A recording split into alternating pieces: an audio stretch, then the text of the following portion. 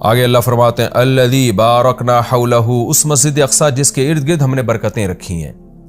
ارد گرد چونکہ سرزمین شام ہے تو اس میں اللہ نے برکتیں رکھی، دنیاوی برکتیں بھی رکھی ہیں اور روحانی برکتیں بھی۔ روحانی برکتیں یہ ہیں کہ جتنے پیغمبر اس سرزمین میں آئے کسی دوسری زمین میں نہیں آئے، اور جتنے پیغمبروں کی وہاں قبریں ہیں سرزمین شام میں اور بیت المقدس میں، اتنی قبریں پیغمبروں کی کہیں نہیں ہیں، کسی اور جگہ پہ اتنی قبریں نہیں ہیں۔ اور دنیاوی برکتیں کیا ہیں کہ وہاں کی پیداوار، وہاں کی ہوا وہ بہت صحت کے لیے مفید ہے۔ انار، وہاں کا زیتون، وہاں کی انجیر، یہ سارے ایسے برکت والے پھل اللہ وہاں پیدا کرتا ہے اور بہت وافر مقدار میں۔ میں ترکی کے میں شام کے بارڈر تک گیا ہوں۔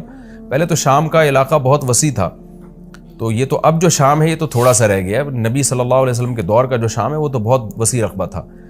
تو وہ ترکی کے بارڈر پہ جب آپ جاتے ہیں اور شام کی سرزمین ملتی ہے تو آپ کو اندازہ ہوتا ہے وہاں کی ہوا میں ایک خاص قسم کی ایک محسوس ہوتا ہے انسان کو اپنی صحت، اور ایک خاص قسم کی خوشبو محسوس ہوتی ہے۔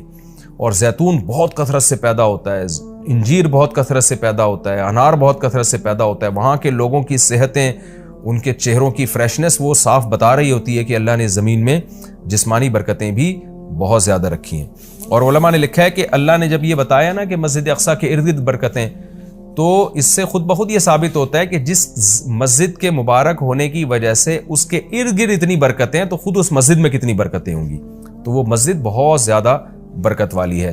تبھی حدیث میں آتا ہے کہ جو مسجد حرام میں نماز پڑھتا ہے اسے 1,00,000 نمازوں کا ثواب ملتا ہے، اور جو مسجد اقصی اور مسجد نبوی میں نماز پڑھتا ہے اسے 1,000، اور بعض روایات میں آتا ہے مسجد اقصی میں 50,000 اور مسجد نبوی میں 1,000۔ اور یہ بھی رسول اللہ صلی اللہ علیہ وسلم کی صحیح حدیث ہے، لا تشد الرحال الا الى 3 مساجد، کہ سفر کیا جائے گا صرف 3 مسجدوں کی طرف۔ کیا مطلب؟ وہ سفر جو بنیت عبادت ہو، بنیت عبادت یعنی 3 مسجدیں ایسی ہیں جن کی طرف سفر کر کے ان مسجدوں کی زیارت کرنا ہی عبادت ہے۔ ویسے تو کوئی بھی مسجد ہو آپ ویسے دیکھنے کے لیے چلے جائیں، اس کو سفر کر کے بھی انسان جا سکتا ہے ویسے ہی دیکھنے کے لیے بھئی مسجد کیسی بنی ہے، خوبصورت ہے یا نہیں، لیکن علی وجہ تقرب یعنی وہ سفر جو بطور عبادت کے ہوگا، ان میں صرف 3 مسجدیں ایسی ہیں جن کی طرف زیارت کے لیے سے جانا ہی بذات خود شریعت میں مقصود ہے اور ایک عبادت ہے، اور ان میں جا کے نماز پڑھنے کی اضافی بہت زیادہ فضیلت ہے۔ تو وہ 3 مسجدیں آپ نے فرمایا، ایک مسجد حرام، ایک مسجد اقصی اور ایک مسجد نبوی۔ تبھی مسلمان جب تک مسجد اقصی آزاد نہیں تھی تو مسلمان مسجد اقصی بھی سفر کر کے جایا کرتے تھے، مسجد حرام بھی، اور مسجد نبوی تک تو الحمدللہ اب بھی جاتے ہیں۔ اور اللہ سے ہم دعا کرتے ہیں کہ اللہ تعالیٰ مسجد اقصی کو دوبارہ آزاد کرائے تاکہ ہمیں بھی وہاں جا کے نماز نصیب ہو اور مسجد اقصی کی ہمیں بھی زیارت نصیب ہو۔ یہ ہر مسلمان کی تمنا ہے، اور بہت سے لوگوں کو اللہ نے یہ توفیق دی ہے، وہاں جاتے ہیں، اور بہت سے لوگ اس زیارت سے محروم ہیں۔ تو ہم یہ دعا کرتے ہیں کہ اللہ تعالیٰ وہ مبارک مسجد جس کی طرف اللہ اپنے حبیب صلی اللہ علیہ وسلم کو معجزاتی طور پر لے کر گیا، اور خاص طور پر ہمارے حبیب صلی اللہ علیہ وسلم کو وہاں نماز پڑھوائی گئی معجزاتی طور پر، تو اللہ ہمیں بھی اس مقدس سرزمین کی زیارت کی توفیق نصیب فرمائے اور ہمارے لیے آسان فرمائے۔ آگے اللہ فرماتے ہیں لِنُرِيَهُ مِنْ آیَاتِنَا، ہم نے یہ سفر اس لیے کرایا تاکہ ہم محمد صلی اللہ علیہ وسلم کو اپنی نشانیوں میں سے کچھ نشانیاں دکھائیں۔ وہ نشانیاں یہی ہیں کہ جو معراج کی رات آپ کو دکھائی گئیں، پیغمبروں کی زیارت کروائی گئی، جنت جہنم دکھائی گئی، تو یہ ساری بڑی بڑی نشانیاں تھیں۔ خود معراج خود ایک بڑی نشانی ہے۔ إِنَّهُ هُوَ السَّمِيعُ الْبَصِيرُ، اللہ تعالیٰ خوب سننے والا اور دیکھنے والا ہے۔ یعنی انسان تو محتاج ہے کہ جب تک اسے سنایا نہ جائے وہ سن نہیں سکتا، دکھایا نہ جائے وہ دیکھ نہیں سکتا۔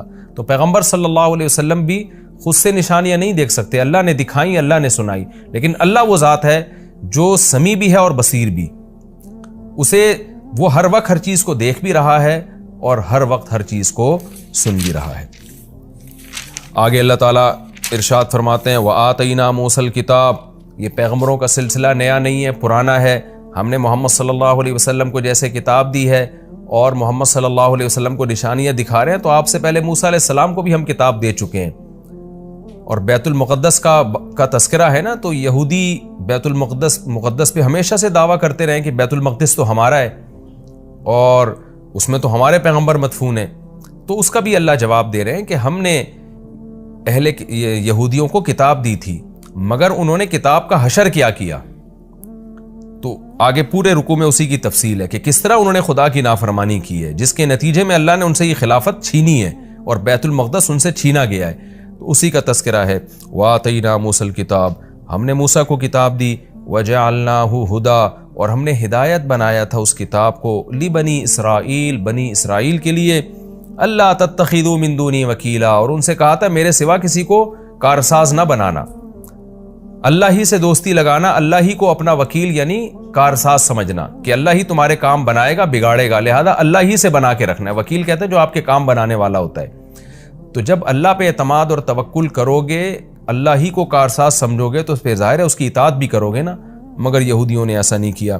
آگے اللہ خطاب کرتے ہیں ذریۃ من حملنا مع نوح، اے وہ لوگو جن کو ہم نے نوح کے ساتھ سوار کیا تھا، اے ان کی ذریت، یعنی اللہ تعالیٰ ہم سب سے، پوری انسانیت سے خطاب کر رہے ہیں کہ تم وہ لوگ ہو جن کو ہم نے نوح کے ساتھ کشتی میں سوار کیا تھا، ان کی اولادیں ہو تم۔ نوح علیہ السلام کے ساتھ کشتی میں بہت سے لوگ سوار ہوئے تھے، ان میں نوح علیہ السلام کے 3 بیٹے بھی تھے، حام، سام اور یافس، جن کا نام بیان کیا جاتا ہے۔ تو باقی ساری نسل انسانیت کی انہی 3 بیٹوں سے چلی ہے۔ تو وہ چونکہ کشتی میں نوح علیہ السلام کے ساتھ سوار تھے، اس لیے اللہ نے کہا کہ تم اے انسانوں، تم ان کی نسلیں ہو جن کو نوح علیہ السلام کے ساتھ ہم نے کشتی میں سوار کیا تھا، جو ان کے 3 بیٹے تھے۔ تو گویا اللہ کا بہت بڑا احسان ہے کہ تمہارے جو باپ دادے تھے نا، نوح علیہ السلام اور ان کے 3 بیٹے، وہ تو شکر گزار بندے تھے، جن کے شکر گزاری کی وجہ سے پوری انسانیت کو تباہ کر کے ہم نے چند لوگوں کو کشتی میں سوار کیا تھا، آگے تم انہی کی نسلیں ہو۔ اگر وہ شکر گزار نہ ہوتے تو تمہیں بھی زندگی اور حیات نہ ملتی، اس لیے آگے فرمایا انہ کان عبدا شکورا، نوح تو اللہ کے شکر گزار بندے تھے، تو تم انہی کی اولاد ہو جن کو ہم نے کشتی میں سوار کیا۔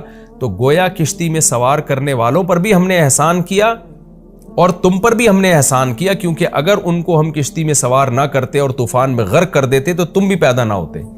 تو اللہ تعالیٰ ہمیں ترغیب دے رہے ہیں کہ تمہارے باپ شکر گزار تھے، جن کی وجہ سے ان کو اور ان کے بیٹوں کو میں نے کشتی میں سوار کر کے بچایا، تو انہی کی وجہ سے میں نے تمہیں بھی بچایا۔ تو اے ان لوگوں کی ذریت، اے ان لوگوں کی نسلوں جن کو میں نے نوح کے ساتھ کشتی میں سوار کیا تھا، نوح شکر گزار آدمی تھے۔ تو کیا مطلب؟